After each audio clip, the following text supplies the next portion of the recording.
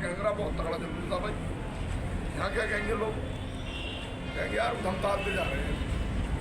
ये प्रैक्टिकल चीज़ें बता रहा हूँ मैं आपको, तो इसलिए कोई भी भाई ऐसी बात न करे भैया ये रिकॉर्डिंग क्यों करते हैं। और पूरे क्षेत्र की जनता साथ है, 36 बिरादरी साथ है, सभी सहयोग कर रहे हैं। बहुत बेहतरीन चुनाव चल रहा है। गठबंधन में कितना फ़ायदा मिल रहा है? गठबंधन का तो फ़ायदा ही फ़ायदा है। अब आप एक उंगली किसी में लगाओगे तो उसमें जोर नहीं लगेगा, और ये सीधे 5 उंगली लगा दो तो गिर जाएगा। तो गठबंधन का तो फ़ायदा है सारा। उधर से भी गठबंधन का ही जोर है? सब जगह गठबंधन का ही जोर है। हाँ, लेकिन उधर से भी भाजपा, RLD ये सब हैं।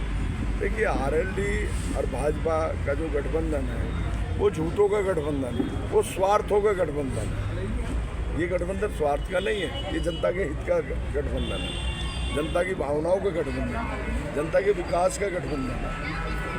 क्या मुद्दे लेके जा रहे हैं जनता के बीच में?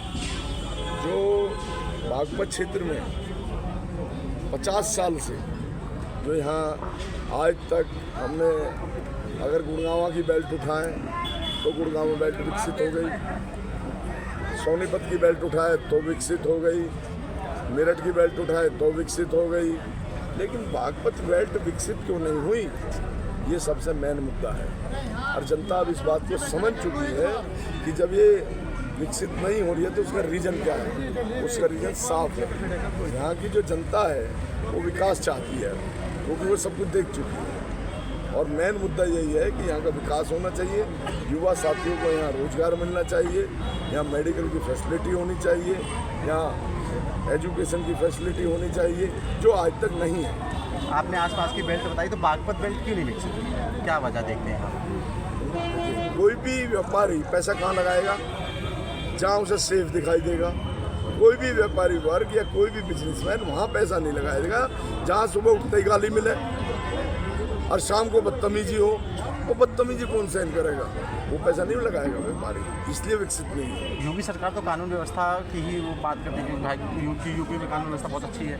योगी सरकार तो अब ना आई है, वो तो पहले से नहीं थी। मेन चीज डिपेंड करती है कि वहाँ का जनप्रतिनिधि कौन है। कोई भी आदमी आएगा तो वो सपोर्ट जनप्रतिनिधि की लेता है। तो जनप्रतिनिधि कौन रहे हैं यहाँ पे? 50 साल से आप देख लीजिए कौन रहे। सामने वाले जो आपके अपोजिशन में हैं यानी बीजेपी RLD वाले हैं, वो मोदी की गारंटी लेके आ रहे हैं, विकसित भारत का सपना ला रहे हैं, 2047 तक देश को विकसित करने की बात कर रहे हैं। तो इस जो मोदी गारंटी चल रही है उसको आप कैसे देखिए, जो 2047 तक की बात चल रही है, अब मेरी उम्र जो है 54 साल हो रही है, 47 तक क्या मैं रह पाऊँगा? ये गारंटी कौन देगा? तो 47 कब आएगा, कब तक क्या होगा, ये तो कोई गारंटी है नहीं।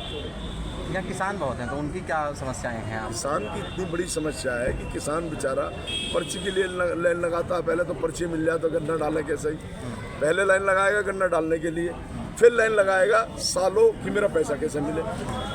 किसान तो मरा ही पड़ा है बिल्कुल यहाँ पे। तो उनकी समस्या कैसे सेंटर से ही आपको करना पड़ेगा? नहीं, सेंटर से ये पार्लियामेंट का चुनाव होता है इसलिए कि जो किसानों का 500 करोड़ रुपये बकाया पड़ा है, केंद्र में बैठेंगे तभी ना उसको दिलवाएंगे। जब आप संसद में बैठोगे तब ना आप बात उठाओगे, यहाँ रोड पर बैठ के तो उठा नहीं सके। तो इसलिए उनके मुद्दे को सबसे पहले उठाएंगे, और इसीलिए किसान आज साथ है। वो जानता है कि भाई किस तरीके से हमारा काम होगा। RLD के आने से कहीं किसान उधर तो नहीं जा रहा, क्योंकि किसान पहले तो बीजेपी की खबर, लेकिन RLD के आने से कुछ उधर गया हो? देखिए, जो किसान है वो उधर नहीं जाएगा। 756 किसानों की शहादत किसान को याद है, वो किसान उधर नहीं जाएगा। 13 महीने का आंदोलन किसानों को याद है। इतनी बारिश में, पानी में, सब में किसान पड़ा रहा, उस पर लठ बाजता रहा। किसान की गाड़ी अगर ट्रैक्टर जा रही है उसके लिए इतने बढ़िया सरिया लग गए, किसान कैसे चला जाएगा? वो भूल गया इतनी जल्दी, कैसे भूल जाएगा? नहीं भूल जाएगा। कितनी सीटें आप दे रहे हैं? अब जो सरकार 400 का नारा लेके चल रही है अभी मौजूदा में, आपको लगता है कि ये सीट निकल रही है आपकी? देखिए भाई, मैंने चुनाव हम जीत रहे हैं, 200% जीत रहे हैं। 36 बिरादरियों का समर्थन आपके सामने, चौधरी समाज से खड़े हैं, सभी समाज से खड़े हैं। देखिए, ये तोमर साहब खड़े हैं, सब हमारी बहन तोमर खड़ी हैं। आप समझिए 36 बिरादरी का जो समर्थन मिल रहा है, ये कहाँ जाकर रुकेगा? इसको सोचिए ना।